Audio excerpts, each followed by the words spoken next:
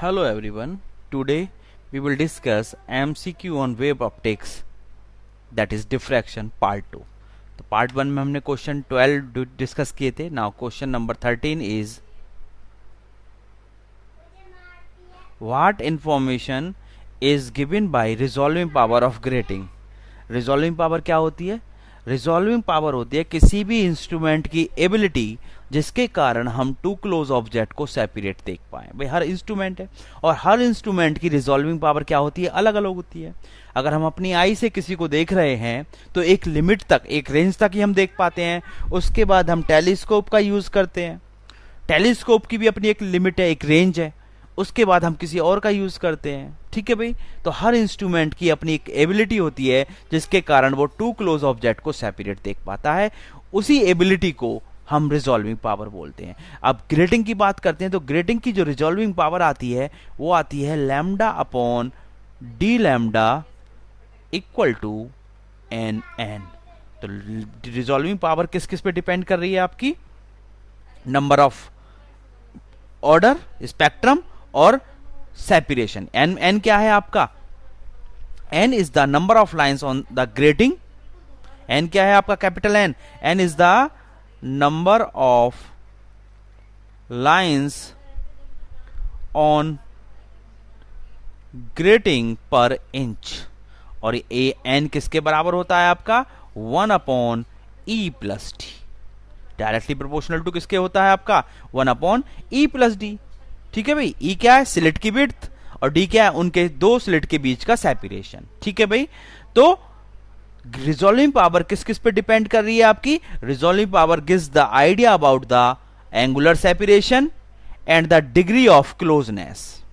भाई एक तो एंगुलर सेपरेशन, जो उनके बीच में सेपरेशन है एन, उसको डिफाइन कर रही है. और एन इज द ऑर्डर जो बताता है क्लोजनेस को, और क्लोजनेस ऑफ स्पेक्ट्रल लाइन. तो option B is the right option. Resolving power gives the idea about the angular separation and degree of closeness. ठीक है, of spectral line. Next question है आपका,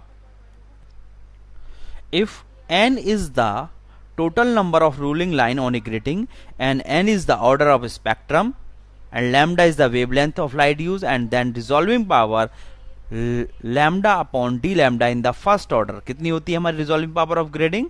lambda upon d lambda equal to n n. तो right option is option C is the right option. next question है आपका, what information is given by the dispersive power of a grating.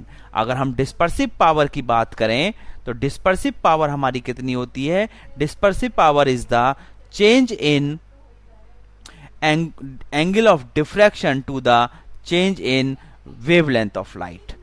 भाई जिस angle से light diffracted होती है उस angle में चेंज, और उस लाइट जो डिफ्रैक्टेड हो रही है उसमें चेंज को हम बोलते हैं डिस्पर्सिव पावर. अगर हम ग्रेटिंग की बात करें तो ग्रेटिंग की dispersive power D theta upon D lambda कितना आ जाता है आपका? N upon E plus D cos theta. तो D theta upon D lambda यानी कि डिस्पर्सिव पावर डायरेक्टली किस पे डिपेंड कर रही है आपकी? एन पर डिपेंड कर रही है.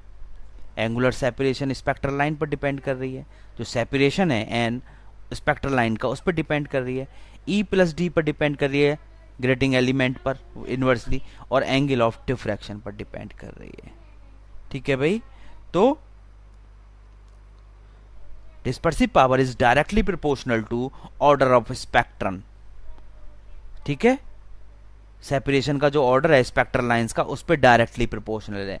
तो dispersive power of an idea about the angular separation spectral line. तो option B is the right option. ठीक है.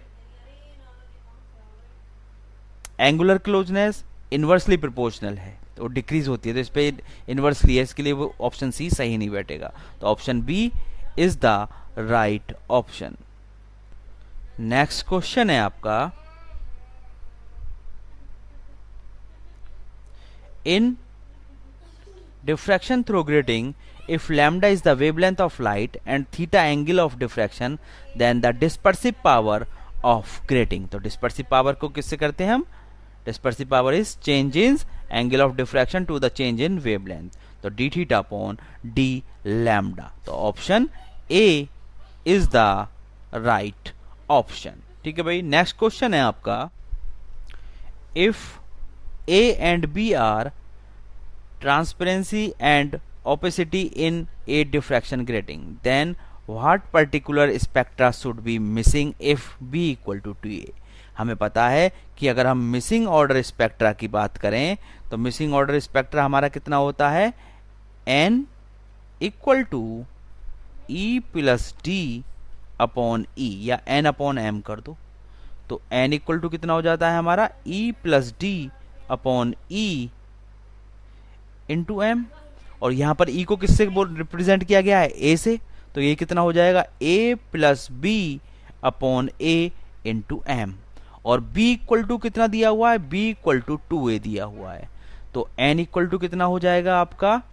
A plus 2A upon A into M equal to 3A upon A into M. A से A cancel out हो गया. तो N equal to आ गया आपका 3M. और M की वैल्यू कितनी होती है आपकी? M की वैल्यू होती है 1 2 3. ठीक है भाई. तो N इक्वल टू कितना आ जाएगा? N इक्वल टू आ जाएगा आपका 3 6 9 and so on. So right option is option B is the right option. Next question है आपका, the intensity ratio of maxima at single slit diffraction when alpha equal to plus minus 5 pi by 2. हमें पता है कि intensity हमारी कितनी आती है?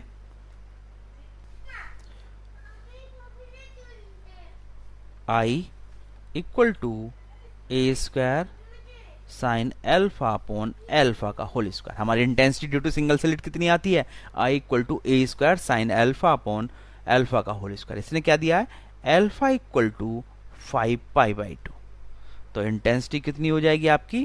Plus minus a square as it is sine alpha sine plus minus 5 pi by 2 upon 5 pi by 2 का whole square. ठीक है भाई. तो I equal to a square sine 5 pi by 2 1 हो गया 2 का, तो upon A square upon 5 pi by 2 का होल स्क्वायर. तो कितना आ गया आपका? 4 ए स्क्वायर अपॉन 25 पाई स्क्वायर.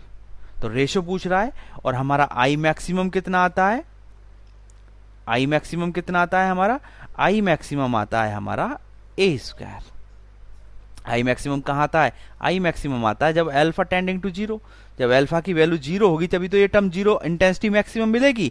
और अल्फा टेंडिंग टू 0 पर साइन अल्फा अपॉन अल्फा 1 हो जाता है. तो आई मैक्सिमम कितना आ जाता है हमारा? ए स्क्वायर. तो रेशो कितना हो गया आपका? रेशो कितना हो गया भाई? I upon I maximum equal to 4 A square upon 25 pi square into 1 upon A square. A square से ए स्क्वायर कैंसिल आउट हो गया आपका. तो कितना बचा? 4 अपॉन 25 पाई स्क्वायर. देख लेते हैं intensity ratio maxima at single slit diffraction when इतने. ठीक है. ठीक है भाई. अगर वो मैक्सिम उसका पूछता, मैक्सिमा से पूछता, तो कितना हो जाता? I naught I naught upon I 1. अगर इसे I1 मान लो. ठीक है. तो I1 कितनी आ जाती है आपकी? I1 आ जाती है ये 4 अपॉन, तो वो कितना हो जाता है आपका? ए स्क्वायर अपॉन 4 ए स्क्वायर अपॉन 25 पाई स्क्वायर. तो ए स्क्वायर से यहाँ पर ए स्क्वायर कैंसिल आउट हो जाता, तो वो कितना आता? 25 पाई स्क्वायर अपॉन 4. ठीक है भाई. इसने जो इंटेंसिटी रेशो पूछा है, तो इंटेंसिटी रेशो जो हो जाएगा हमारा क्या हो जाएगा? मैक्सिमा का 1, और इस पे कितना आ गया हमारा? इस पे आ गया हमें जो मिला है equal to 4 A square upon 25 pi square, तो 1:4/25 पाई स्क्वायर हो जाएगा। तो 1:4/25 पाई स्क्वायर। ठीक है, तो राइट ऑप्शन यहाँ पर क्या हो जाएगा, 1 रेशो देना भूल गया है, तो option D is the right option. ठीक है भाई, तो इस क्वेश्चन में हमारा ऑप्शन डी राइट ऑप्शन हो जाएगा। नेक्स्ट क्वेश्चन है हमारा, the relative intensity of successive maxima in single slit. अगर सिंगल स्लिट की बात करें तो इंटेंसिटी का रेशो कितना आ जाता है हमारा, I naught I maximum, I naught ratio I1 ratio I2 ratio I3 and so on equal to a कितनी आती है हमारी ए स्क्वायर। ठीक है, ये वाली कितनी आती है हमारी 4a² / 9 पाई स्क्वायर। ठीक है भाई, फिर कितनी आती है हमारी 4a² / 25 पाई स्क्वायर। फिर कितना आता है हमारा 4a² / 49 pi square and so on. A square से डिवाइड कर देते हैं तो कितना आता है हमारा 1:4/9 pi square ratio 4/25 pi square ratio 4/49 pi square and so on. कहां से निकालते हैं हम, यहां से निकालते हैं। I = a² sin α/α का होल स्क्वायर। I0 हमें किस में मिलता है, अल्फा टेंडिंग टू 0 पर। ठीक है भाई, I1 हमें किस पे मिलता है, अल्फा टेंडिंग टू 3 π/2। I2 किस पे मिलता है हमें, अल्फा टेंडिंग टू 5 π/2। अल्फा 3 किस पे मिलता है हमें, अल्फा टेंडिंग टू 7 π/2। यानी कि ये जो वैल्यू होती है वो आती है 2n + 1 π/2। n की वैल्यू क्या होती है यहाँ पर 1 2 3। This is the condition of secondary maxima, this is the condition of secondary maxima. ठीक है भाई, तो यहां से हम इनकी वैल्यू को कैलकुलेट कर देते हैं और रेशो को डेवलप कर देते हैं। तो और राइट ऑप्शन कौन सा हो जाता है हमारा, option A is the right option.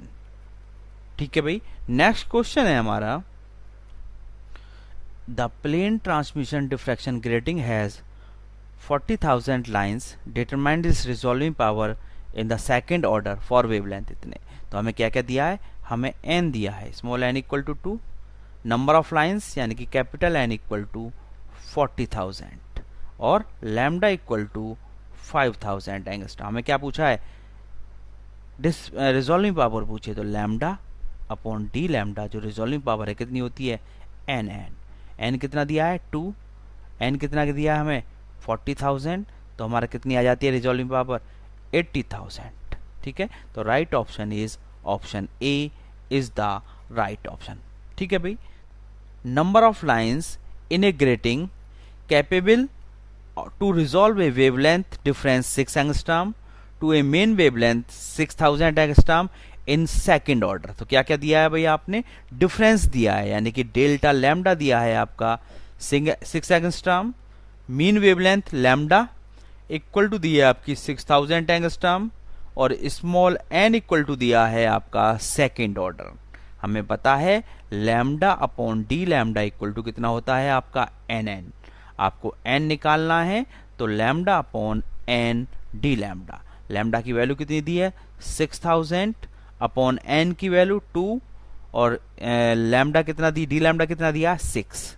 ठीक है भाई, 6 से इसे काट दोगे आप 1000, 2 से इसे काट दोगे आप कितना आ जाएगा आपका 500। तो right option is option b, option B is the right option. Next question है आपका, in a plane transmission grating the effect of increasing slit A taking constant B in the grating element। ठीक है भाई, तो वो कह रहा है कि अगर ग्रेटिंग एलिमेंट जो है हमारा A +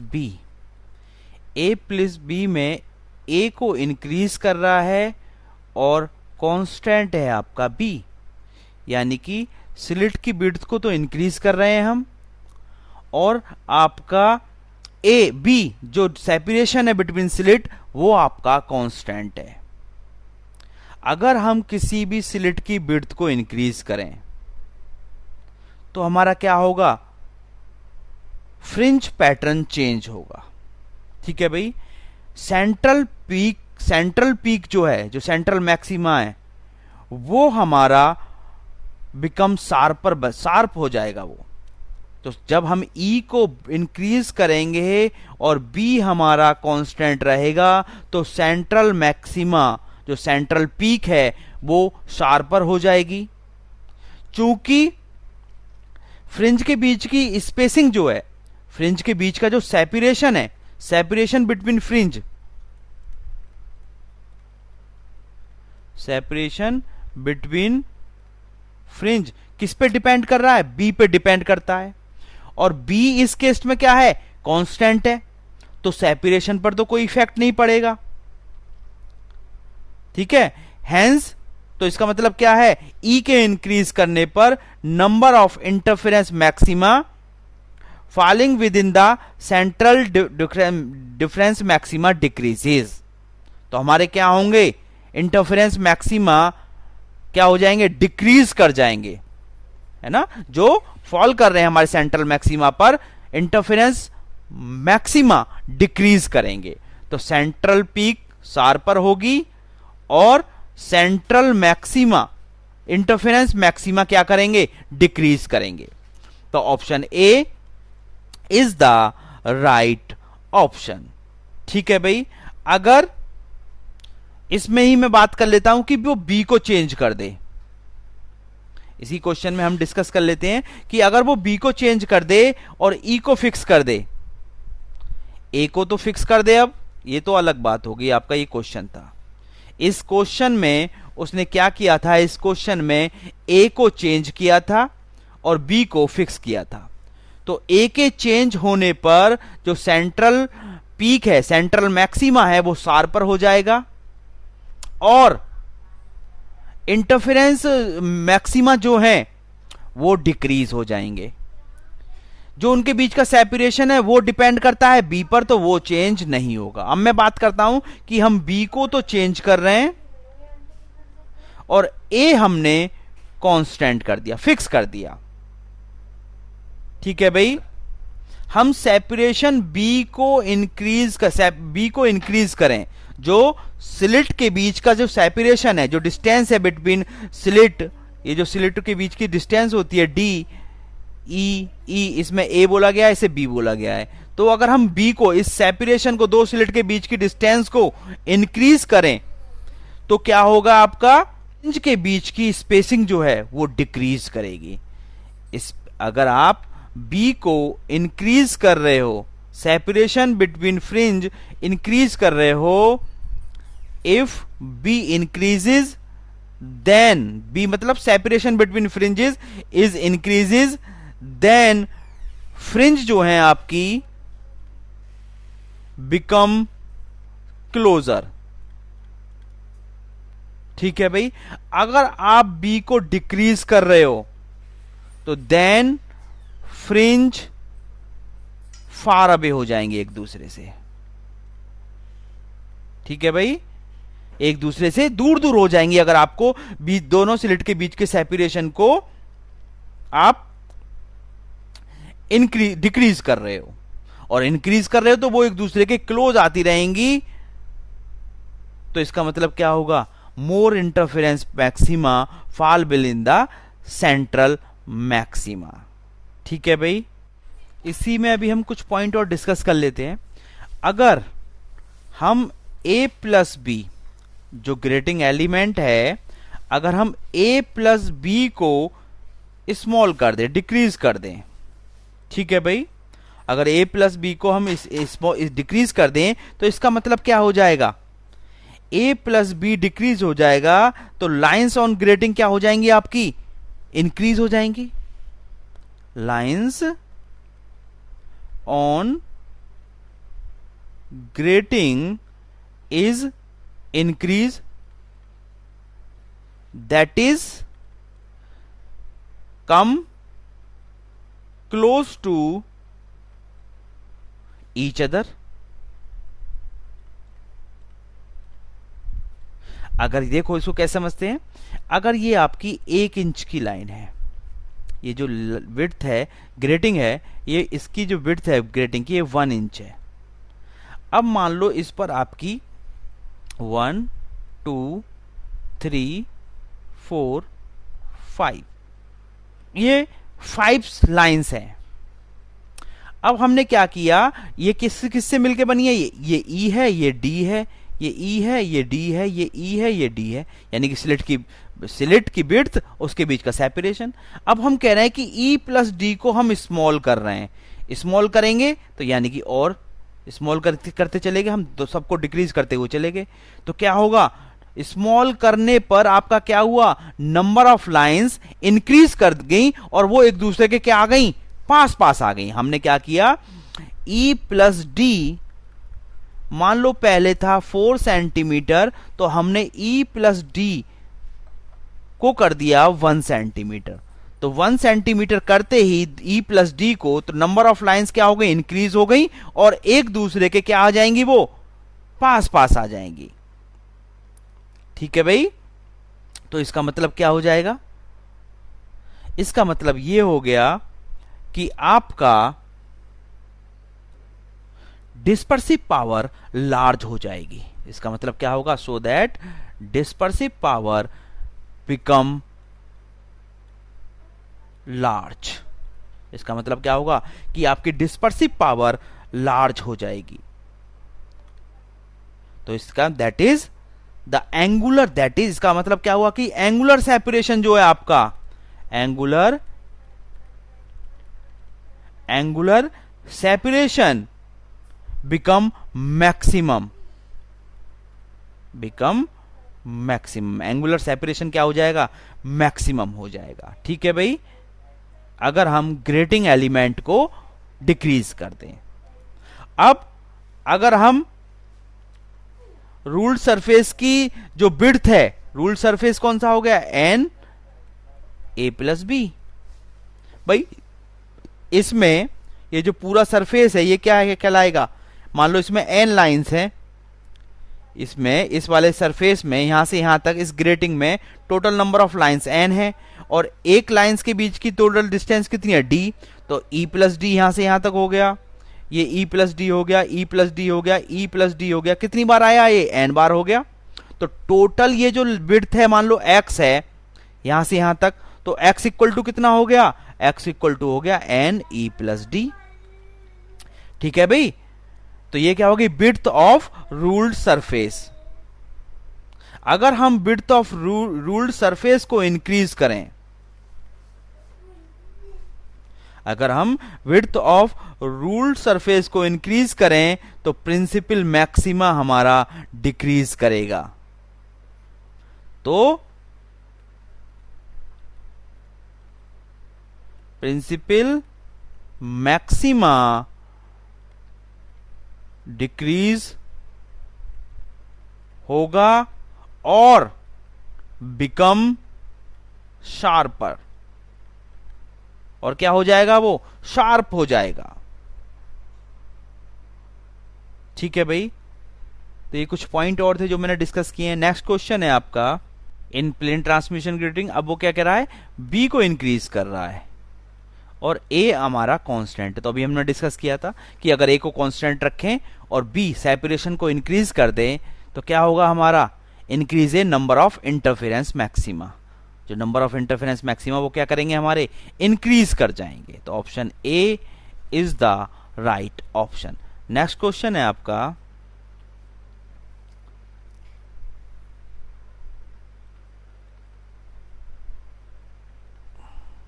the ratio of intensity of principal maxima in plane transmission grating n is the number of slit। तो रेशियो पूछा है उसने इंटेंसिटी ऑफ प्रिंसिपल मैक्सिमा। तो अगर हम इंटेंसिटी ऑफ प्रिंसिपल मैक्सिमा की बात करें, इंटेंसिटी ऑफ प्रिंसिपल मैक्सिमा की कितनी आती है आपकी, n स्क्वायर आती है। और intensity of first secondary maxima, intensity of first secondary maxima कितनी आती है आपकी, n square upon 1 plus N square minus 1 sine square beta. This is the intensity of first secondary maxima. वो कहां से आती है? ये आती है आपकी tangent n beta equal to tangent beta. ठीक है भाई, इसमें हम ट्रायंगल बनाते हैं। मैं थोड़ा रिवाइज करा दूं, ये इस एंगल को एन बीटा ले लेते हैं, तो ये एंगल एन बीटा लेते ही ये क्या हो जाता है आपका टेंजेंट बीटा, और ये क्या हो जाता है 1। तो ये वैल्यू कितनी हो जाती है आपकी 1 प्लस टेन स्क्वायर बीटा। ठीक है भाई, ये वैल्यू कितनी हो जाती है हमारी 1 प्लस एन और tangent tan beta equal to n tan beta. तो यहाँ पर ये एन आ जाता है, यहाँ पर आपका एन आ जाएगा, और यहाँ पर कितना हो जाएगा आपका n square tan square beta. ठीक है, इस तरह से हम इस इक्वेशन को सॉल्व कर लेते हैं और किसकी वैल्यू कैलकुलेट करते हैं, sine square n beta. Sine square n beta upon sine square beta की इस ट्रायंगल से वैल्यू पुट करके यहाँ पर साइन स्क्वायर एन बीटा की वैल्यू कैलकुलेट कर लेते हैं इस ट्रायंगल से और पुट कर देते हैं, तो इंटेंसिटी ऑफ सेकेंडरी मैक्सिमा हमें ये मिल जाती है। तो रेशो निकालोगे तो क्या करोगे आप रेशो के लिए? रेशो के लिए आपको I maxima upon intensity of secondary maxima. ठीक है, तो आपका कितना आ जाएगा आंसर? तो आई मैक्सिमा कितना है आपका n square upon principal of secondary maxima n square upon 1 plus N square minus 1 sine square beta. तो एन स्क्वायर से एन स्क्वायर कैंसिल आउट हो जाएगा आपका, तो कितना आ जाएगा 1 plus N square minus 1 sine square beta. तो क्वेश्चन में पूछा ratio of intensity of secondary maxima to the principal maxima. ठीक है भाई, तो हम क्या करेंगे, उल्टा कर देंगे, secondary maxima to principal maxima. ठीक है भाई, तो हमारा कितना हो जाएगा I first upon I maxima equal to 1 upon 1 plus N square minus 1 sine square beta. ठीक है भाई, तो right option is option A. तो option A is the right option. ठीक है भाई।